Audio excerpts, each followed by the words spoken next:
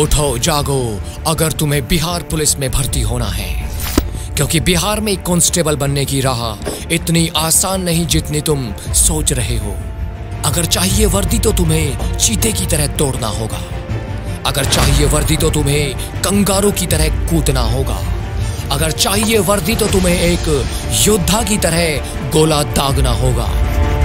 अपने सपनों के लिए, माँ बाप और अपनों के लिए तुम्हें तपना होगा, तुम्हें सूरज की तरह जलना होगा। तुम क्यों चिंता करते हो परीक्षा की, जब एसएससी मेकर ने जिम्मेदारी ली है तुम्हारी शिक्षा की।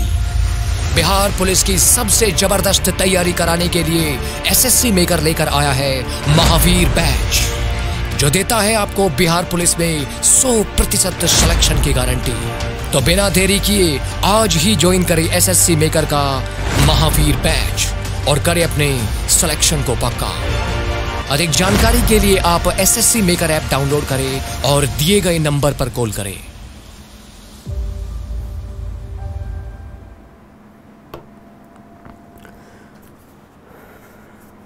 नमस्कार साथियों, मैं जोगिंदर सिंह स्वागत करता हूं आपका एक बार फिर आपके अपने ऑनलाइन प्लेटफॉर्म एसएससी मेकर पर। गुड आफ्टरनून सभी को, वेरी वेरी गुड आफ्टरनून। जो बच्चे क्लास के साथ जुड़ गए हैं, एक बार आप सभी इस क्लास को शेयर कर दीजिए, जिससे कि और भी जो बच्चे हैं वो क्लास के साथ जुड़े और उन्हें भी इसका लाभ प्राप्त हो सके। याद रखिएगा, ये जो आपकी क्लास है ये चल रही है बिहार पुलिस के लिए। इसमें हम उन सभी महत्वपूर्ण क्वेश्चंस को करेंगे जो आपके एग्जाम के पॉइंट ऑफ व्यू से जरूरी है, जो आपके एग्जाम में आते हैं, जो आपके एग्जाम के लिए बहुत ज्यादा जरूरी है। उन सारे प्रश्नों को हम यहाँ पर करने वाले हैं। पेन पेपर लेकर बैठिएगा, जो कुछ भी नया आपको क्लास में लगे उसे आपको नोट डाउन जरूर करना है, जिससे कि किसी भी प्रकार की दिक्कत आपको एग्जाम के समय पर ना हो। ठीक है, चलिए क्लास को शुरू करते हैं। पहला क्वेश्चन है, भारत में मानव का सर्वप्रथम साक्ष्य कहां मिलता है? इनमें से कौन सी पहाड़ियां हैं जहां पर मानव का पहला साक्ष्य देखने को मिलता है भारत में, है ना? Where is the first evidence of human found in India? देखो, ऐसी एक है आपका अनाज का पहला साक्ष्य कहां मिलता है, तो पहले इसका आंसर हुआ करता था मेहरगढ़, जो कि पाकिस्तान में है।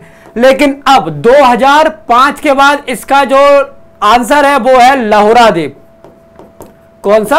लहुरादेव। और ये कहां पर है? ये है प्रयागराज में। कहां पर? जो प्रयागराज है यहां पर है ये लहुरादेव। तो ये आपको याद रखना है। ठीक है, याद रखोगे। चलिए अगला क्वेश्चन, भारत में मानव का सर्वप्रथम साक्ष्य कहां मिलता है? तो कौन सी जगह है जहां मानव का सबसे पहला साक्ष्य देखने को मिलता है? तो याद रखिएगा, यह मिलता है नर्मदा घाटी में। कहां पर? ये जो साक्ष्य है ये देखने को मिलता है नर्मदा घाटी में। तो ये आपको याद रखना है, तो याद रखिएगा। ठीक, आगे, किस राजवंश ने 320 एडी से 550 एडी के बीच भारत पर शासन किया है? 320 एडी से लेके 550 एडी। एडी का मतलब है आफ्टर दैट, मतलब आफ्टर डेथ, यानी कि ईसवी, है ना? क्या? ईसवी। बीसी और एडी में अंतर तो आपको पता ही है ना। मतलब एक जो समय है, जो ईसा मसीह का समय है, उसे शून्य मान लिया, उसके बाद को एडी कहते हैं, उनकी मृत्यु के बाद को, और उनके जन्म से पहले को बीसी कहते हैं। ठीक है, ये याद रखिए, बीसीई पूरा बोलते हैं, है ना? तो 320 ईस्वी से 550 ईस्वी तक जो है, इनमें से किसने शासन किया है? तो यह शासन किया है गुप्त राजवंश ने। किसने किया है? गुप्त राजवंश ने किया है। इसका संस्थापक था श्रीगुप्त। कौन था? इसका जो संस्थापक था ये था श्रीगुप्त, ये याद रखिएगा। मौर्यों का संस्थापक था चंद्रगुप्त और इनका अंतिम शासक था बृहद्रथ। कौन था? बृहद्रथ, ये याद रखिएगा। मगध राजवंश जो है, यहां पर ये कहूं, मगध को जो है उत्कर्ष का श्रेय किसे जाता है? तो ये जाता है हर्यक वंश को, है ना? किसको? हर्यक वंश को। और हर्यक वंश का संस्थापक कौन था? तो याद रखिएगा, इसका संस्थापक था बिंबिसार। कौन था? इसका संस्थापक था बिंबिसार। तो ये याद रखिएगा। ठीक है, चलिए अगला, किस चोल राजा ने जल सेना प्रारंभ की थी? इनमें से कौन सा चोल राजा है जिसने जो है जल सेना प्रारंभ की? राजेंद्र चोल, परांतक चोल, राजराज प्रथम और राजराज द्वितीय। Which Chola king started the navy?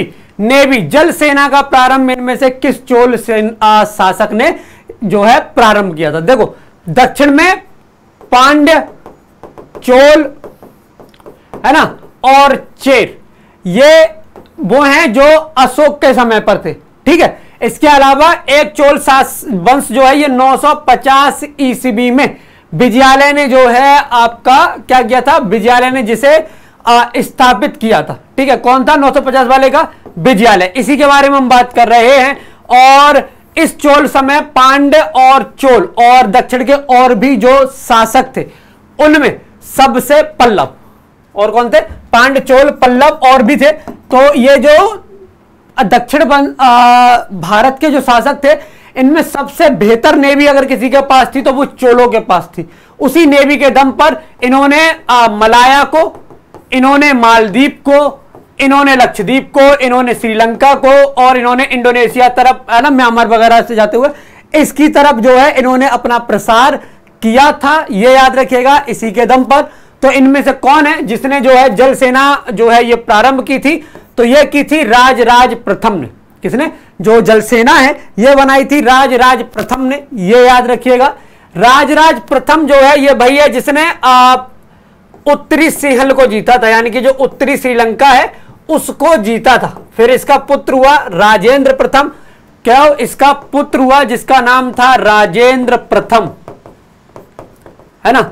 और इसने जीता है पूर्ण सिंहल को, मतलब पूरे सिंहल श्रीलंका को इसने जीता था। यहां के शासक महेंद्र को ला के कैद में रखा और कैद में भी कुछ 10-12 सालों बाद उसकी मृत्यु हो गई, ये याद रखिएगा। ठीक है, राजेंद्र प्रथम के बारे में एक चीज और याद रखिएगा, इसने गंगै कोंड चोलपुरम, क्या गंगै कोंड चोलपुरम जो है इसकी उपाधि ली है, ये याद रखिएगा।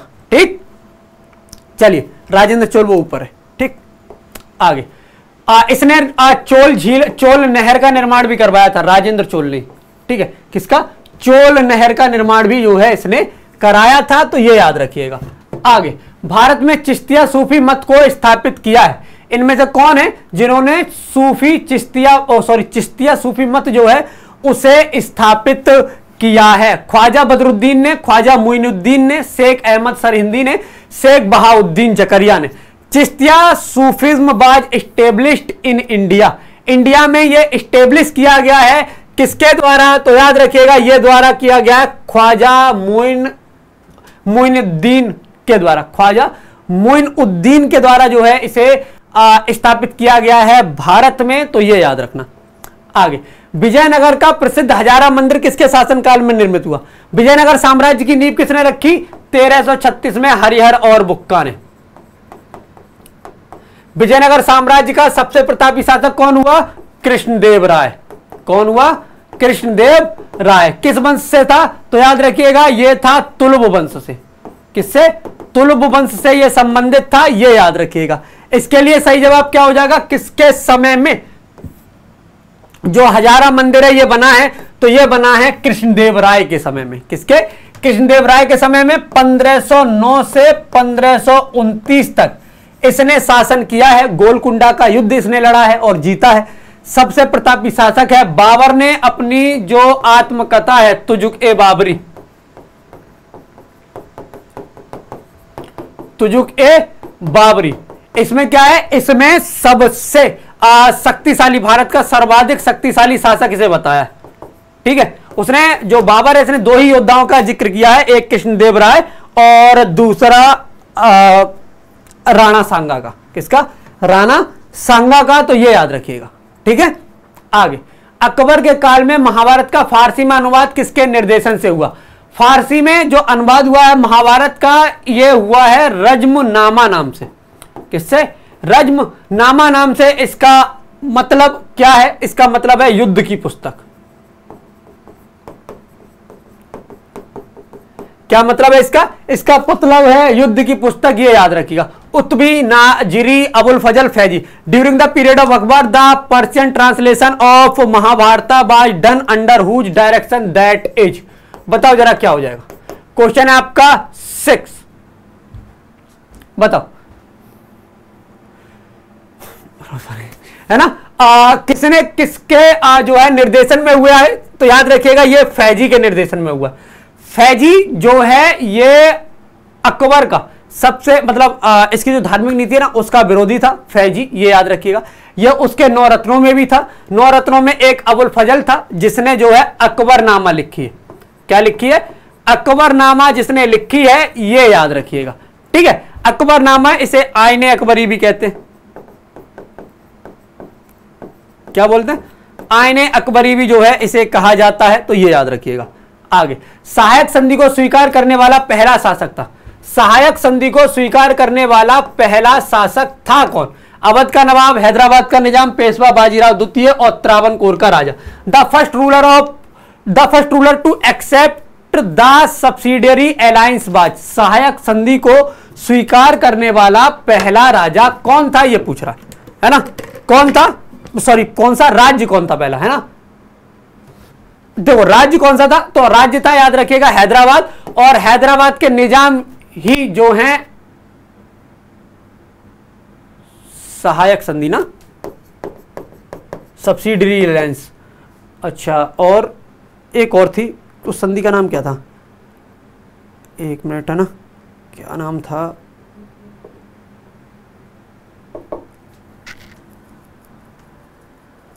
हाँ,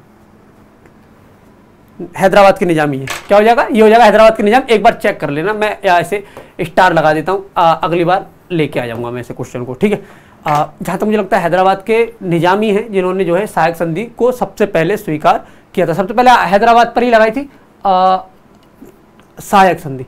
आगे, poverty and un British rule in India नामक पुस्तक किसने लिखी है? Poverty and un British rule in India,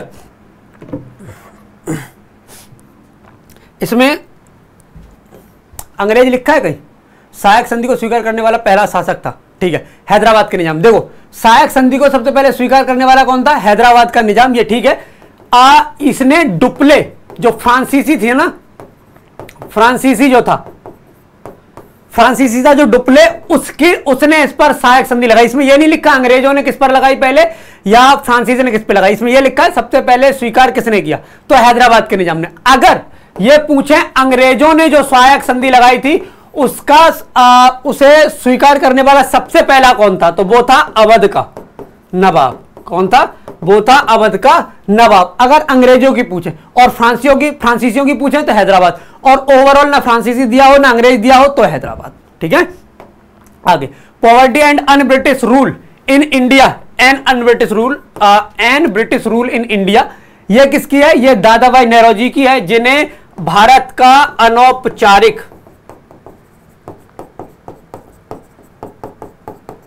राजदूत भी कहा जाता है। इन्हें grand old man of India भी कहते हैं,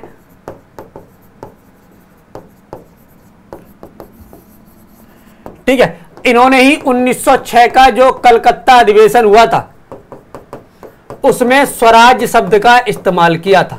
स्वराज शब्द को सबसे पहले इस्तेमाल किया था इन्होंने, मतलब औपचारिक तौर पर 1906 में, ठीक है। इन्होंने 3 बार कांग्रेस की जो है अध्यक्षता की है। एक तो मैंने बता दिया, 2 आपको कमेंट में लिखकर बताना। वह कौन सी तिथि थी जब मुस्लिम लीग ने पाकिस्तान दिवस मनाया था? इनमें से कौन सा एक तिथि है जब इन्होंने पाकिस्तान दिवस मनाया है? Which was the date when the Muslim League celebrated Pakistan day? Pakistan day जब इन्होंने मनाया था वो तिथि कौन सी थी? वो थी 23 मार्च 1943। क्या है? 23 मार्च 1943, ये याद रखिएगा। आगे, निम्नलिखित में से किस भारतीय राज्य की सीमाएं भूटान राष्ट्र के साथ नहीं मिलती? इनमें से कौन सा एक है जिसकी सीमाएं भूटान के साथ नहीं मिलती? पश्चिम बंगाल की बांग्लादेश के साथ मिलती है, ठीक है। इधर जैसे बांग्लादेश के साथ इधर मिलती है, यहां पर मिलती है नेपाल के साथ, और यहां पर मिलती है भूटान के साथ, ठीक है। अरुणाचल प्रदेश यहां पर है, इसकी मिलती है यहां चाइना के साथ, यहां म्यांमार के साथ, और यहां पर भूटान के साथ। हाँ, ठीक है, हाँ मिलती है, ठीक। मेघालय की बात की जाए तो मेघालय की सिर्फ मिलती है बांग्लादेश के साथ, बांग्लादेश के इस ओर है मेघालय, ठीक है। और सिक्किम है यहां पर, सिक्किम के इधर है भूटान, यहां पर है चाइना, और यहां पर है नेपाल, ठीक है। इसके नीचे दार्जिलिंग है जो कि पश्चिम बंगाल का हिस्सा है ना। तो ये बांग्लादेश से नहीं लगता। भूटान से कौन सा नहीं लगाता? तो ये नहीं लगाता है आपका मेघालय। कौन सा? भूटान के साथ जो सीमा नहीं लगाता है वो है आपका मेघालय, ये याद रखना, ठीक है। भारत की निम्नलिखित में से कौन सी पर्वत श्रेणी केवल एक ही राज्य में फैली है? केवल एक राज्य में इनमें से कौन सी पर्वत श्रेणी है जो फैली है, यह आपसे पूछ रहा है ना। केवल एक ही राज्य में है, अरावली, सतपुड़ा, अजंता या सह्याद्री। तो सिर्फ एक राज्य में देखो, अरावली दिल्ली तक है, अरावली जो है वो दिल्ली तक है, तो जाहिर सी बात है राजस्थान और दिल्ली दो तो हो ही गए, है ना, अगर देखा जाए तो। अगर सिर्फ एक में सतपुड़ा, तो 2-3 में सह्याद्री, तो कर्नाटक, गोवा और मुंबई, सॉरी महाराष्ट्र, इन तीनों को मिला के सह्याद्री बोलते हैं। सिर्फ अजंता, अजंता है जो सिर्फ एक राज्य में, महाराष्ट्र में, बस, और कहीं नहीं, है ना। भारत के प्रादेशिक जल क्षेत्र का विस्तार, भारत के प्रादेशिक जल क्षेत्र का विस्तार है तट से 3 समुद्री मील तक, तट से 6 समुद्री मील तक, तट से 12 समुद्री मील तक, तट से 24 समुद्री मील तक। The extend of terrestrial water of India is, जो प्रादेशिक जल क्षेत्र है इसका विस्तार कहां से कहां तक है। कहने का मतलब यह है, जैसे ये है भारत, है ना, और ये लगाता है समुद्र, भारत, है ना, तो कितने मील तक जो है भारत का क्षेत्रीय विस्तार, मतलब उस हिस्से तक भारत का हिस्सा माना जाएगा। मतलब इसमें अगर कोई विदेशी पनडुब्बी आती है तो उसे परमिशन लेनी पड़ेगी, है ना, तो वो कौन सा हो जाएगा, तो याद रखिएगा ये हो जाएगा आपका 12 समुद्री मील। सबके लिए यही है, भारत के लिए नहीं, कोई भी अगर राज्य है और वो समुद्र के साथ सीमा लगा रहा है तो उस राज्य का जो क्षेत्र होगा वो 12 मील तक होगा। कितने तक? 12 मील तक, ठीक है, बढ़िया। आगे, भारत के किस द्वीप का उद्गम ज्वालामुखीय है? इनमें से कौन सा द्वीप है जिसका उद्गम ज्वालामुखी है? बैरेन, कार निकोबार, लिटिल उत्तरी Andaman. Which island of India is of volcanic origin? इनमें से कौन सा एक है जो वोल्केनो, जो ज्वालामुखी है उसके कारण बना है, मतलब उस पे ज्वालामुखी स्थित है? कौन सा एक द्वीप है भारत का? यह है बैरेन। कौन सा? यह है बैरेन द्वीप, तो यह याद रखिएगा। कौन सा है? यह है बैरेन द्वीप, ठीक है। आगे, मंदाकिनी नदी किस जल प्रवाह अथवा मुख्य नदी से संबंधित है? जो मंदाकिनी है वो इनमें से किस एक नदी से मिल जाती है, यह पूछ रहा है ना। अलकनंदा, भागीरथी, यमुना और धौलीगंगा किससे मिलती है ये? तो याद रखिएगा ये मिलती है अलकनंदा से। देखो, अलकनंदा से मिलती है पिंडर नदी, अलकनंदा से मिलती है मंदाकिनी, अलकनंदा से ही जो है आपको याद रखना है जो नदी मिलती है उसका नाम क्या है? एक जो है इसके साथ ना, जो मंदाकिनी है इसके साथ हाँ, अलकनंदा के साथ पिंडर जगह मिलती है, रुद्रप्रयाग में मंदाकिनी मिलती है, ठीक है। धौलीगंगा एक जगह मिलती है और एक जगह मिलती है अलकनंदा से भागीरथी। तो अलकनंदा और भागीरथी जहां मिलती है वो कहलाती है Ganga.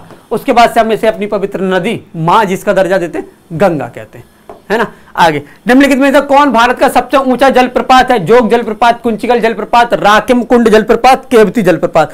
Which of the following is the highest waterfall in India?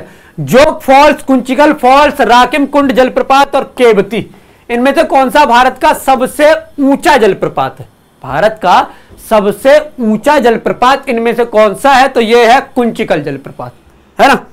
आगे, कल्याणकारी राज्य का उद्देश्य क्या है? अधिकतम संख्या का अधिकतम कल्याण सुनिश्चित करना, कमजोर वर्गों के कल्याण का प्रबंधन करना, सभी नागरिकों को स्वास्थ्य सुविधाएं प्रदान करना, उपरोक्त में से कोई नहीं। The objective of welfare state is, बताओ जरा क्या हो जाएगा? क्वेश्चन क्या है? क्वेश्चन 16 पूछ रहा है कल्याणकारी राज्य का उद्देश्य क्या है? यह है कमजोर वर्गों के कल्याण का प्रबंधन करना, यह एक उद्देश्य है। बाकी के जो कल्याणकारी राज्य, वेलफेयर स्टेट या डीपीएसपी में ये एक है जो मेंशन है, बाकी के 3 मेंशन नहीं है। आगे, निम्नलिखित में से कौन मौलिक अधिकार नहीं है? इनमें से कौन सा एक जो है ये मौलिक अधिकार नहीं है? उत्पीड़न के खिलाफ अधिकार, ये तो 23-24 है आपका। समान काम के लिए समान वेतन, कहीं नहीं लिखा। कानून के समक्ष बराबरी 14, या कानून के समक्ष या समता के जो अधिकार है, कानून के समक्ष 14 है, समता के अधिकार 14 से 18 है, ठीक है। धर्म पालन की स्वतंत्रता ये आपका 25 से 28 के बीच में, है ना। तो कौन सा एक नहीं है? ये नहीं है। समान कार्य के लिए समान वेतन, ये एक नहीं है, ठीक। वह राष्ट्र का प्रतिनिधित्व करना, वह राष्ट्र का प्रतिनिधित्व करता है लेकिन नेतृत्व नहीं करता। किसके बारे में बात कर रहा है? ये किस पर लागू होता है? मतलब प्रतिनिधित्व तो वो कर रहा है लेकिन नेतृत्व नहीं कर रहा, मतलब सारे काम उसके नाम से तो हो रहे हैं, है ना। पर ऐसा नहीं है कि वो डिसाइड करेगा किसके साथ मीटिंग होगी, किसके साथ कौन सी फॉरेन पॉलिसी अपनाई जाएगी, कौन सा ना, ये सब चीजें वो नहीं करता, ठीक है, किसके बारे में बात कर रहे हैं? लोकसभा का अध्यक्ष, राष्ट्रपति, प्रधानमंत्री और भारत का मुख्य न्यायाधीश। याद रखना, इसके लिए सही जवाब हो जाएगा आपका राष्ट्रपति। कौन है? ये हो जाएगा राष्ट्रपति, ये याद रखिएगा। जो व्यक्ति का सदस्य नहीं है केंद्रीय मंत्री रह सकता है 1 वर्ष, 6 माह, 3 माह और 1 माह। A person who is not a member of the union minister can remain. बताओ जरा क्या हो जाएगा? क्वेश्चन क्या है? क्वेश्चन है आपका 19। क्या हो जाएगा? क्वेश्चन है आपका 19, ये याद रखिएगा। वह व्यक्ति, जो व्यक्ति सदस्य नहीं है केंद्रीय मंत्री रह सकता। मतलब मान लो आपको जो है केंद्रीय मंत्री बनाना हो तो सरकार बना सकती है, लेकिन मात्र 6 महीने तक। 6 महीने के अंदर अंदर आपको कहीं से चुनाव लड़के जो है जीतना होगा। अगर नहीं जीतते हैं तो आपको फिर हटा दिया जाएगा, है ना। तो मैक्सिमम 6 माह तक। आगे, शून्यकाल संसदीय व्यवस्था को किसकी देन है? यह होता है दोपहर 12 से 1 बजे का समय, है ना। और यह भारत की देन है पूरे विश्व को। साथ में याद रखना कि यह नाम जो है ये मीडिया ने प्रचलित किया। 60 के दशक में यह स्टार्ट हुआ था। 11 से 12 जो समय काल है इसे बोलते हैं आपका प्रश्नकाल। क्या है? यह है आपका प्रश्नकाल, तो यह याद रखना क्या है? प्रश्नकाल। आगे देखो, क्लास का शेड्यूल याद रखिएगा। सुबह 6 बजे अश्विनी सर की क्लास है, 9:30 बजे मुकेश सर की क्लास है, 11 बजे मेरी क्लास है ना। और 2 बजे भी मेरी क्लास है जो अभी आपकी चल रही है। ये एसएससी के लिए, ये स्टेट के लिए। ये आपकी निखिल सर की क्लास है शाम को 4 बजे। 5 बजे क्लास है विकास सर की, 6 बजे क्लास है अश्विनी सर की। अजय सर की क्लास है रात 8 बजे मैथ और रीजनिंग की, तो इसके साथ जुड़ जाइएगा। उच्चतम न्यायालय के न्यायाधीश किस प्रकार हटाए जा सकते हैं? अगर आपको सुप्रीम कोर्ट के जज को हटाना है तो कैसे हटा सकते हैं? मुख्य न्यायाधीश के अनुसार, मतलब जो सीजेआई है वो चाहता है कि नहीं हम नहीं रखना चाहते तो कर सकते हैं। राष्ट्रपति के द्वारा, राष्ट्रपति चाहता है तो हटा दो। राष्ट्रपति द्वारा सुप्रीम कोर्ट के मुख्य न्यायाधीश की सिफारिश पर, अगर मुख्य न्यायाधीश जो है ये सिफारिश करता है तब हटाया जा सकता है, ठीक है। या राष्ट्रपति के द्वारा संसद की सिफारिश पर। देखो, इसे हटाता तो राष्ट्रपति है, लेकिन इसके लिए संसद में अभियोग चलता है। क्या है? संसद के में अभियोग चलेगा, इन पर आरोप लगेंगे, एक सदन उस आरोप की पुष्टि करेगा, बात बन जाती है, तब राष्ट्रपति ने हटाएगा। लेकिन जो है क्या चाहिए? सिफारिश चाहिए किसकी? संसद की। राष्ट्रीय आय को प्राय कहा जाता है। राष्ट्रीय आय को इनमें से कहा जाता है बाजार मूल्य पर शुद्ध घरेलू उत्पाद, साधन लागत पर शुद्ध राष्ट्रीय उत्पाद, बाजार मूल्य पर शुद्ध राष्ट्रीय उत्पाद, या साधन लागत पर शुद्ध राष्ट्रीय उत्पाद। किसको राष्ट्रीय आय कह सकते हैं? तो अगर राष्ट्रीय आय कहना है तो यह है factor cost, net national product at factor cost. साधन लागत पर शुद्ध राष्ट्रीय आय, साधन लागत पर शुद्ध राष्ट्रीय आय, ये याद रखना। भूरी क्रांति किसको बल देने पर केंद्रित है? चाय और कॉफी के उत्पादन में, कच्चे चमड़े के उत्पादन में, उर्वरकों के उत्पादन में, उपरोक्त में से कोई नहीं। भूरी क्रांति focus on given strength to whom, इनमें से किसको स्ट्रेंथ देने के लिए भूरी क्रांति लेकर आई गई थी? तो ये किसके द्वारा लाई गई थी? ये लाई गई थी आपका सी, यानी कि उर्वरकों के द्वारा, ठीक है। The imperial bank of India का राष्ट्रीयकरण के पश्चात क्या नाम दिया गया है? इंपीरियल बैंक ऑफ इंडिया जो है इसके लिए क्या नाम दिया है, ये आपसे पूछ रहा है। बताओ जरा क्या नाम दिया है? भारतीय reserve bank, bank of India, Indian overseas bank और भारतीय स्टेट बैंक।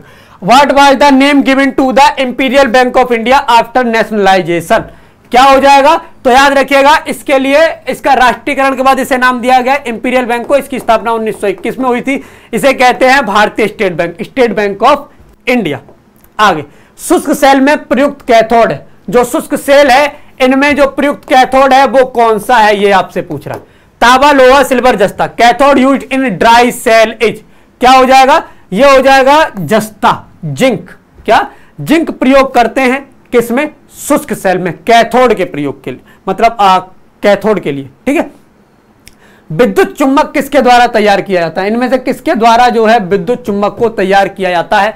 नरम लोहे, इस्पात लोहे, कोबाल्ट और पीतल से। What is the electromagnet prepared from? जो इलेक्ट्रोमैग्नेट है उसे प्रिपेयर किया जाता है किस एक के द्वारा?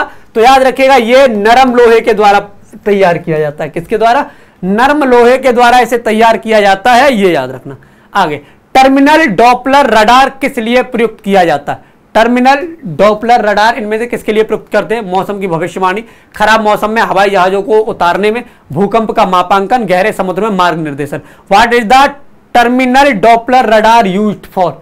जो टर्मिनल डॉपलर रडार है इसका यूज इनमें से किस लिए करते हैं? ये करते हैं खराब मौसम में हवाई जहाजों को उतारने के लिए। जैसे कई बार ऐसा होता है ना, जो जहाज है, हवाई जहाज है, जो एरोप्लेन है, वो उतरने की कोशिश कर रहा है नीचे, है ना, एयरप्लेन जो आपका है ना, तो कई बार ऐसा होता है जैसे मौसम खराब है, बारिश, सर्दी, या सॉरी सर्दी बोल रहा हूँ, जैसे मौसम सर्दी में भी कोहरा वगैरह है ना, और बारिश वगैरह में भी बारिश वगैरह होती है, थंडर स्टॉर्म वगैरह आते हैं, तो ऐसे में खराब मौसम में उसे उतारने के लिए TDR का प्रयोग किया जाता है। साधारण नमक को बर्फ के साथ मिलाने से हिमांक, अगर हिमांक मतलब है जहां पर पानी जमता हो, है ना, जौन सी जगह पर पानी जमता है, अगर आप नमक मिलाएंगे बर्फ में तो जो हिमांक है वो क्या होगा? हिमांक जो है वो बढ़ जाए, मतलब नीचे की ओर जाएगा, तो उसे क्या कहेंगे आपका, मतलब 1 से नीचे जाएगा तो 0 घटेगा ना, तो क्या है, ये घटता है, क्या हो जाएगा, तब ये घटता है। ठीक है, जैसे 0 डिग्री पर जम जाता है पानी, लेकिन फिर ये हो सकता है 3 पर जमे, 4 पर जमे, 2 पर जमे, है ना, 5 पर जमे, 1 पर जमे, कुछ भी हो सकता है। क्यों? क्योंकि नमक ना गर्म होता है, ये ना पिघलाता है बर्फ को, है ना, तो उसे जमाने के लिए बर्फ के साथ, सॉरी नमक के साथ उसे जमाने के लिए ना आपको और प्रेशर लगाना पड़ेगा, और ज्यादा कोल्ड सिचुएशन में आपको उसे लेकर जाना पड़ेगा। सिलिकॉन क्या है? उपधातु, धातु, अधातु या नोबल गैस?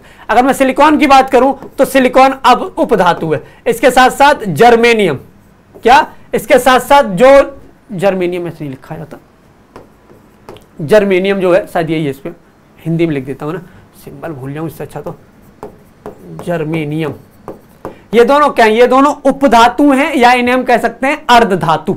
ठीक है, आगे, दीमक को नष्ट करने के लिए सर्वाधिक उपयुक्त रसायन कौन सा है? इनमें से कौन सा एक उपयुक्त रसायन है जो दीमक को नष्ट करता है? रोगर, मोनोक्रोटोफस, एंडोसल्फोन और chlorpyrifos. The most suitable chemical to destroy termites is, मतलब टर्माइट्स मतलब दीमक, दीमक को नष्ट करने के लिए इनमें से किसका प्रयोग किया जाता है? अगर दीमक को खत्म करना चाहते हो तो उसके लिए मोनोक्रोटोफस का प्रयोग आपको करना होगा। किसका? मोनोक्रोटोफस का प्रयोग आपको करना होगा, ये याद रखना। और ऑर्निथोलॉजी का संबंध किससे? हड्डियों से, पक्षियों से, आभूषणों से या धातु से? मतलब इनमें से किसका अध्ययन ऑर्निथोलॉजी में किया जाता है ना। Who is the related to ornithology, है ना, क्या हो जाएगा? तो याद रखिएगा, इसके लिए सही जवाब हो जाएगा आपका बी, यानी कि पक्षियों से, है ना। पक्षियों का अध्ययन किया जाता है, उनका व्यवहार देखा जाता है ना, उनकी बाकी की चीजें देखी जाती है, पक्षियों को ही इसमें जो है देखा जाता है। ठीक, विटामिन B2 का रासायनिक नाम क्या है? Thiamine, retinol, ascorbic acid. देखो ये तो सही का है, राइबोफ्लेविन, ये तो B2 का ही है। ठीक है, इसके लिए सही जवाब हो जाएगा ये, रेटिनॉल A का है और थायमीन B1 का है। किसका? B1 का। ठीक, तो ये याद रखना। राइबोफ्लेविन किसका? ये B2 का है ना। आगे, सामान्य मनुष्य में रुधिर के प्रति 100 क्यूबिक सेंटीमीटर में हीमोग्लोबिन की मात्रा कितनी होती है? 14 से 15, 11 से 14, 9 से 12 और 16 से 21। What is the amount of haemoglobin पर 100 cubic cm of blood in a normal human being? मतलब जो नॉर्मल ह्यूमन बीइंग है उसमें जो हीमोग्लोबिन है उसकी मात्रा इनमें से पर 100 क्यूबिक सेंटीमीटर में कितनी होती है? क्यूब मतलब सेंटीमीटर क्यूब में, है ना, कितनी होती है? मतलब पर 100 सेंटीमीटर क्यूब में हीमोग्लोबिन की जो मात्रा है वो कितनी होती है? जब भी आप रिपोर्ट कर पाएंगे ना, ब्लड वगैरह की रिपोर्ट करेंगे, तो उसमें हीमोग्लोबिन लिख के आता है, वो ऐसे लिख के आता है, स्लैश लिखा होता है और सेंटीमीटर क्यूब। फिर सोचते हो कि यार पढ़ना तो आता ही नहीं, ये क्या है ना, तो ये भाई है ना। तो एक सामान्य मनुष्य में कितना होता है? तो याद रखिएगा, सामान्य मनुष्य में होता है 14 से 15 ग्राम, है ना, यहां पर लिखा होगा 15 ग्राम ऐसा कुछ करके, है ना, सॉरी यहां नहीं, ऐसे लिखा हुआ, इसके आगे फिर 15 ग्राम इस तरह से या 14 ग्राम इस तरह से लिखा होगा। किसी का कम होगा तो कम लिखेगा, किसी का ज्यादा होगा तो ज्यादा लिखा होगा, है ना, ये याद रखना।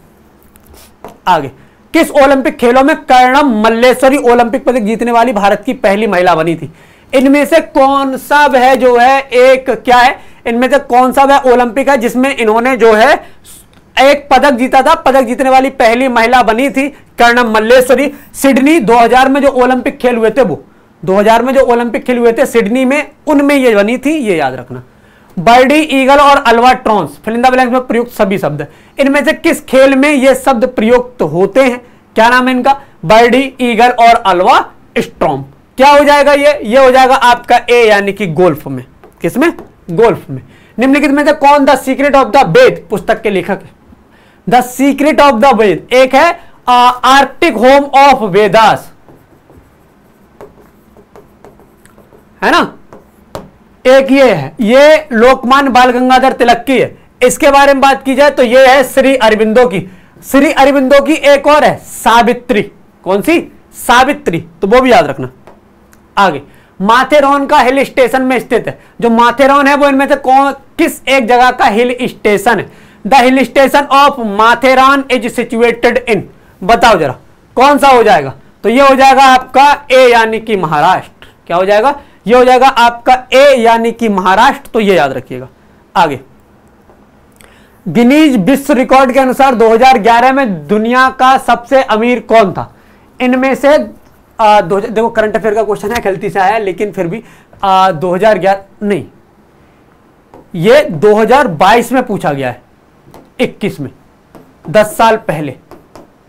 और ये पूछ रहा है कि गिनीज वर्ल्ड रिकॉर्ड में ये नाम है, और ये व्यक्ति के बारे में नहीं पूछ रहा, मंदिर के बारे में पूछ रहा है बेसिकली, है ना। जब ये ओपन हुआ था तो 2011 में गिनीज वर्ल्ड ऑफ बुक में नाम लिखा था। मतलब इतनी ज्यादा संपत्ति इस मंदिर के पास है, और अभी भी एक गेट रह गया खुलने को, है ना। किसके बारे में बात कर रहे हैं? तो याद रखिएगा ये है बी श्री पद्मनाभ मंदिर। कौन सा? श्री पद्मनाभ मंदिर।